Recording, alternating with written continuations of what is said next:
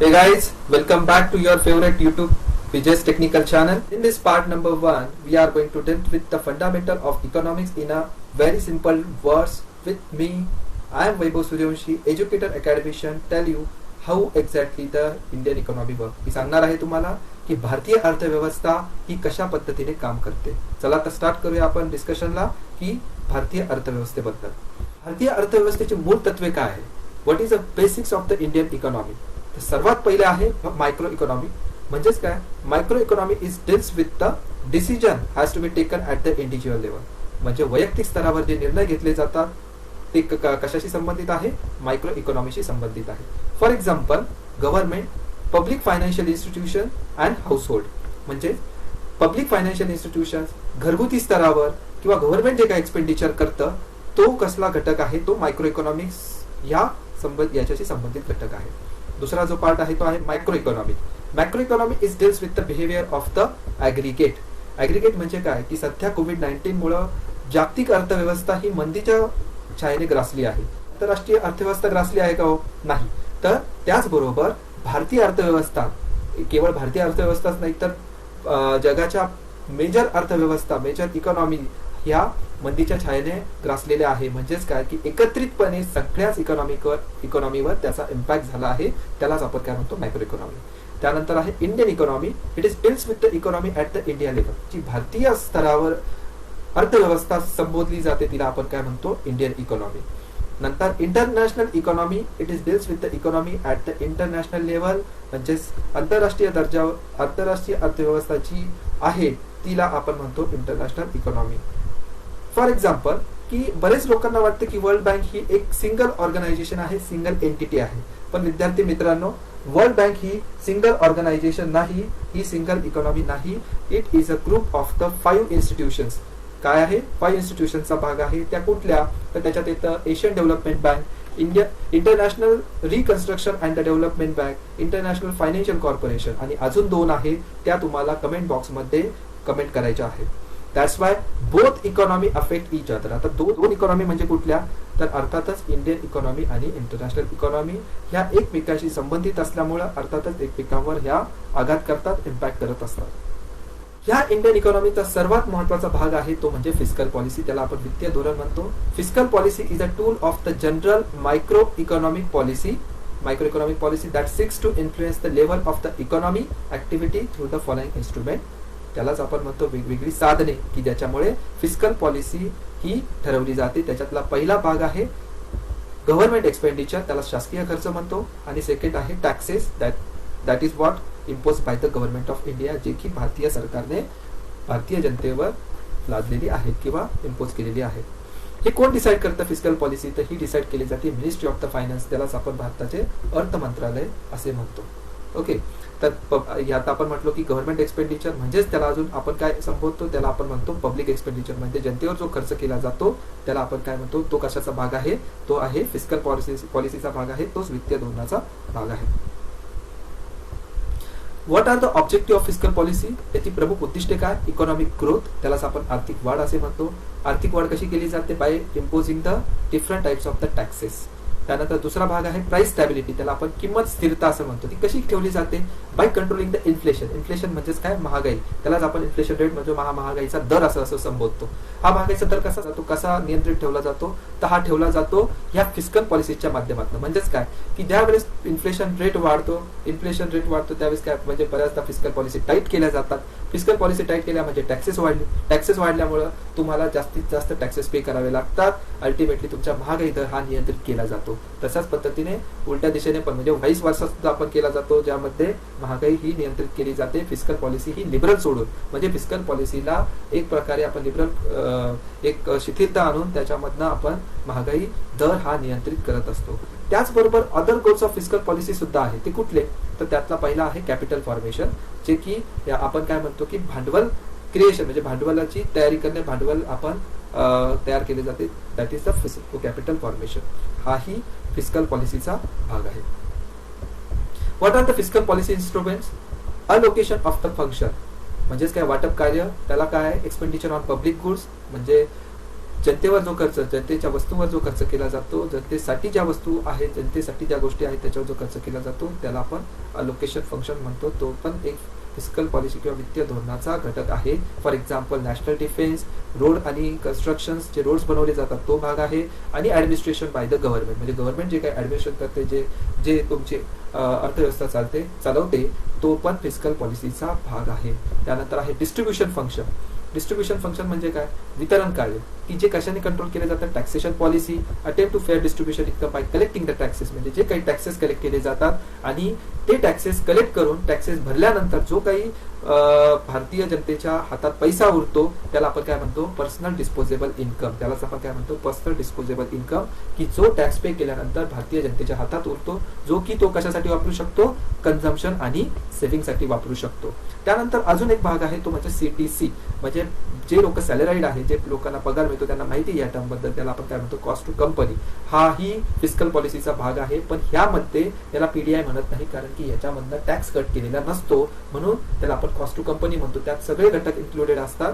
That is called as a cost to company. The next question arises, एक प्रश्न उद्भवतो, what is mean by the government expenditure?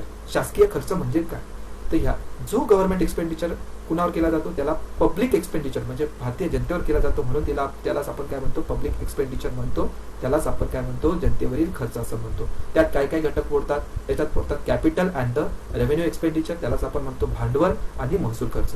मग याच्यातला भांडवल खर्चामध्ये काय मोडतात? की loans, building expenditure, machinery equipment, share expenditure. आता हे आपण थोडक्यात एक्सप्लेन करूया. कॅपिटल एक्सपेंडिचर म्हणजे काय? की लोन्स, म्हणजे समजा government of India Asian development बँकेकडनं लोन घेते, वर्ल्ड बँकेकडनं लोन घेते, त्याची जी मुद्दल पे केली जाते, त्याची मुद्दल जी भरली जाते तिला आपण काय म्हणतो? कॅपिटल एक्सपेंडिचर म्हणतो. पण त्याच मुद्दलवरचा जो इंटरेस्ट आहे, त्याच्यावरचं जे व्याज आहे ते मात्र कशात कन्सिडर केलं जातं? ते कन्सिडर केलं जातं रेव्हेन्यू एक्सपेंडिचर मध्ये. ते कशात कन्सिडर केलं जातं? रेव्हेन्यू एक्सपेंडिचर मध्ये. मग रेव्हेन्यू एक्सपेंडिचर म्हणजे महसूल खर्चामध्ये कन्सिडर केलं जातं. अजून काय कन्सिडर केलं जातं? Salaries of the members of the parliament, high court, supreme court जजेस एक्सेट्रा, हे सगळं कशात कन्सिडर केलं जातं? हे रेव्हेन्यू एक्सपेंडिचर मध्ये कन्सिडर केलं जातं, महसूल खर्चामध्ये कन्सिडर केलं जातं. नंतर ग्रँट्स गिवन. ग्रँट्स म्हणजे काय? की जे काही दिलं गेलं आहे राज्य सरकारांना, पण ते मात्र परत येण्याची अपेक्षा नाही. फॉर एक्झाम्पल कोविड पॅकेज, आत्ताच माननीय पंतप्रधानांनी कोविड-19 साठी पॅकेज जाहीर केलं, 1,75,000 जे की दिलं गेलं आहे राज्य सरकारांना, पण ते परत येण्याची शक्यता कमी आहे. ते पण कशात कन्सिडर केलं जातं? तेही रेव्हेन्यू एक्सपेंडिचर मध्ये कन्सिडर केलं जातं. दुसरा जो मुद्दा आहे तो आहे प्लॅन आणि नॉन प्लॅन एक्सपेंडिचर. प्लॅन म्हणजे काय? योजना, म्हणजे योजनेत जो खर्च केला जातो किंवा जो बिगर योजनेत खर्च केला जातो तोही तुमच्या फिस्कल पॉलिसीचाच भाग आहे. त्यातले प्लॅन एक्सपेंडिचर कुठले? इरिगेशन आणि रुरल डेव्हलपमेंट, जे काही इरिगेशन रुरल डेव्हलपमेंटवर खर्च केला जातो, तुमचे जे कन्स्ट्रक्शन ऑफ रोड ब्रिजेसवर जो खर्च केला जातो, आणि इलेक्ट्रिसिटी जनरेशनवर जो खर्च केला जातो तो कशात मिळतो? Plan expenditure. प्लॅन एक्सपेंडिचर तो भाग आहे जो गव्हर्नमेंट ऑफ इंडियाने प्लॅन केलेला असतो, जो की एक प्लॅन एक्सपेंडिचरचा भाग आहे. पण त्याचबरोबर बिगर नियोजित खर्च ही असतो, त्याला नॉन प्लॅन एक्सपेंडिचर म्हणतात, की एक्सपेंडिचर असं म्हणतात ज्याला भारत सरकार टाळू शकत नाही. ते कुठलं? तर interest payment, defence, subsidies, salaries and the pensions. Interest payment मी तुम्हाला म्हटलं की जे आता लोन घेतलं जातं, कॅपिटल फॉर्मेशनला जो लोन घेतला जातो. आता कॅपिटल फॉर्मेशन म्हणजे काय? की फॉर एक्झाम्पल मंगळयान आहे, मंगळयानावर जो खर्च केला जातो, 600 करोड रुपये खर्च केले, तो काय झाला? तो कॅपिटल एक्सपेंडिचर झाला. पण त्याच्यामधलं जी असेट, म्हणजे जे इन्फ्रास्ट्रक्चर उभं राहिलं, जे आता तुमचं यान चक्कर मारतंय आणि त्यातनं जे काही फोटोग्राफ्स पाठवतोय, त्याचा जो रिसर्च करून पाठवतोय, जो रिसर्च भारतीय सायंटिस्ट करताय, त्याच्यातनं जे काही असेट उभे राहून त्याच्यातनं जे काही भांडवलीतनं जो काही रेव्हेन्यू जनरेट होणार आहे तो कसला भाग आहे? कॅपिटल फॉर्मेशनचा भाग आहे. त्याच पद्धतीने नॉन प्लॅन एक्सपेंडिचर मध्ये इंटरेस्ट पेमेंट, जे लोन आपण घेतलं होतं, समजा फॉर एक्झाम्पल 600 करोड लोन घेतलं आपण फॉर एक्झाम्पल मंगळयानसाठी, पण त्याची जी मुद्दल आपल्याला पे करायची आहे ते मात्र कशात मोडतं? ते तुमचं कॅपिटल एक्सपेंडिचर मध्ये मोडतं, पण त्याचा जो इंटरेस्ट आहे तो नॉन प्लॅन एक्सपेंडिचर किंवा रेव्हेन्यू एक्सपेंडिचर मध्ये मोडतं. त्याचबरोबर डिफेन्सवर जो खर्च केला जातो, सबसिडीजवर जो खर्च केला जातो, सबसिडीज कुठल्या? की फॉर एक्झाम्पल आता वेगवेगळ्या सबसिडीज आहे. सबसिडीज कुठल्या? समजा Mahatma Gandhi national rural employment scheme 2006, Ganga action plan 1986, national food security act 2013, हे सगळा भाग झाला नॉन प्लॅन एक्सपेंडिचरचा, ज्याच्यासाठी आपण सबसिडीज दिल्या जातात. त्याच पद्धतीने salaries, pensions of the high court and the supreme court जजेस, their pensions of the High Court, Supreme Court judges are part and parcel of the fiscal policy instrument. इथे मी सांगू इच्छितो विद्यार्थी मित्रांनो तुम्हाला की सुप्रीम कोर्ट आणि हाय कोर्ट जजेसचे जे काही पेन्शन आणि सॅलरीज असतात, पेन्शन्स आहेत, ते कुठून येतात? ते येतात consolidated fund of the India. Salaries of the supreme court also comes from the where comes from the consolidated fund of the India. पण त्याचबरोबर हाय कोर्टाच्या जजेसची जी सॅलरीज आहे ती मात्र कुठून येते? Consolidated fund of the state. कुठून येते ती? Consolidated fund of the state. Consolidated fund of the state हे फार महत्वाचं, हे लक्षात ठेवायला पाहिजे. इथे प्रश्न जनरेट होतो की सुप्रीम हाय कोर्ट जजेसची सॅलरी कुठून होते? ती consolidated fund of the state मधनं होतं, ती कन्सोलिडेटेड फंड ऑफ इंडिया मधनं होत नाही. तर हे सगळे मुद्दे आपण आज फिस्कल पॉलिसीशी रिलेटेड डिस्कस केले, जे की फार महत्वाचे आहे भारतीय अर्थव्यवस्थेशी निगडीत. आता ह्यावर आधारित काही प्रश्न आयोगाने विचारले गेले ते बघूया. तर एक प्रश्न आला होता की वित्तीय प्रोत्साहन जे आहे, वित्तीय प्रोत्साहन याचे वर्णन कोण करते? तर त्याच्यासाठी हे पर्याय दिलेत बघा. तर कशाने केलं? तर वित्तीय प्रोत्साहन म्हणजे काय? Economic growth. ते कोण करतं? तर त्याचं जे आन्सर आहे ते आहे उत्तर क्रमांक 2, जे की देशातील वेगवेगळ्या प्रकल्पांना जे की पब्लिकवर एक्सपेंडिचर केले जातात त्याची चालना देण्यासाठी सरकारची जी तीव्र कबुली करण्याची कृती आहे तिला आपण काय म्हणतो? वित्तीय प्रोत्साहन म्हणतो. म्हणून याचा पर्याय नंबर 2 हे आन्सर आहे. याचा पर्याय नंबर 2 हे आन्सर आहे. त्यानंतर अजून एक प्रश्न विचारला गेला होता सदर मुद्द्यावर की सरकार घेत असलेल्या पुढील क्रियांचा विचार करा आणि ह्यातनं कोणती कृती सरकार करू शकते, कोणती क्रियावर कृती किंवा मदत करू शकते सरकार? तर त्याच्यात होतं देशाचं चलनाचे अवमूल्यन करणे म्हणजेच डिव्हॅल्युएशन ऑफ द करन्सी. त्याच्यानंतर एक्सपोर्ट अनुदान कमी करणे किंवा निर्यात अनुदान कमी करणे आणि जास्त MDI किंवा FII कडून अधिक आकर्षित करणाऱ्या योग्य पॉलिसीचा अवलंब करणे. यातल्या कोणत्या गोष्टी सरकार निर्णय घेत असते फिस्कल पॉलिसी रिलेटेड? त्यातला आन्सर आहे पर्याय क्रमांक 1 म्हणजेच 1 आणि 2 म्हणजेच काय? डिव्हॅल्युएशन ऑफ द करन्सी आणि निर्यात अनुदान किंवा एक्सपोर्ट सबसिडीज कमी करणे हे याची निर्णय कोण घेतं? सरकार घेत असतं. FDIचा याच्याशी काहीही संबंध नाही. त्यानंतर तिसरा एक प्रश्न असा विचारला गेला होता की इकॉनॉमिक ग्रोथ हा जो कॉन्सेप्ट आहे तो कशाशी संबंधित आहे? हा इव्हेंट कशाशी संबंधित आहे? आत्ताच आपण बघितलं की हा रिलेटेड आहे इन्फ्लेशनशी. त्यालाच आपण काय म्हणतो? महागाई दर. म्हणून याचं उत्तर आहे पर्याय क्रमांक B म्हणजेच महागाई. त्यानंतर अजून एक प्रश्न विचारला गेला होता की कॅपिटल अकाउंट म्हणजे काय? कॅपिटल अकाउंटचा भाग कुठला आहे? तर त्याचा भाग आहे foreign loans, foreign direct investment, portfolio investment हा कॅपिटल अकाउंटचा भाग आहे, मात्र प्रायव्हेट रिमिटन्स त्याचा भाग नाही. त्यानंतर व्हेंचर कॅपिटल मीन म्हणजे काय? हा एक प्रश्न विचारला गेला होता. तर व्हेंचर कॅपिटल हा कशाचा भाग आहे?